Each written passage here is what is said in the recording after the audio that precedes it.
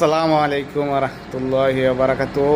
আশা করি সবাই ভালো আছেন। আমি আল্লাহর রহমতে ভালো আছি।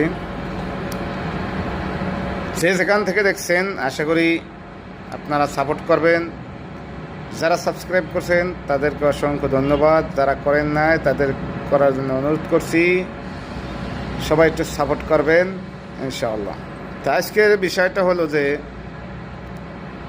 বর্তমানে কিছু মিডিয়া আছে যে তারা পক্ষপাতিত্বমূলক আচরণ করে। সেটা আপনারাও জানেন, আমরাও জানি কিছুটা হইলো। কারণ কি জানেন আপনারা 2016-17 বছর ফ্যাসিস্ট সরকারের যারা দাসত্ব করছে, দোসর ছিল ফ্যাসিস্ট সরকারের এই মিডিয়ার কিছু মিডিয়া, তারা কিন্তু এখনও আছে, তারা কিন্তু বিলুপ্ত হয় না বা যায় না।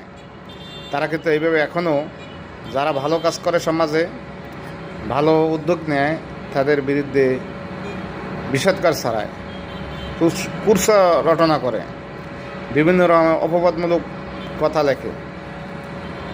তা আশা করি এগুলা হয়তো তাদের ভুল তারা নিজেরাই বুঝতে পারবো, আর সময় মতো ভুলের সংশোধনও তারা করবে।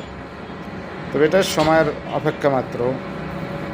যে বিষয় যে আজকের সম্প্রতি একটা ঘটনা, যে যেটা পারিবারিক বিষয়, যে জায়গা জমির বিষয়, সে বিষয়গুলো নিয়ে যে একটা মিথ্যা অপবাদমূলক একটা কথা লেখালেখি করছে, এটা এই জাতি হতাশ হয়েছে যে এই ধরনের মিথ্যা বানোয়াট কিছু কথা, যেখানে সম্প্রতি একটা জায়গা জমির বিষয় নিয়ে, সেখানে পারিবারিক বিষয়, এখানে জায়গা জমির বিষয় নিয়ে মামলা চলতেছে, সেখানে অন্য কিছু আসার কোনো অপশন নাই।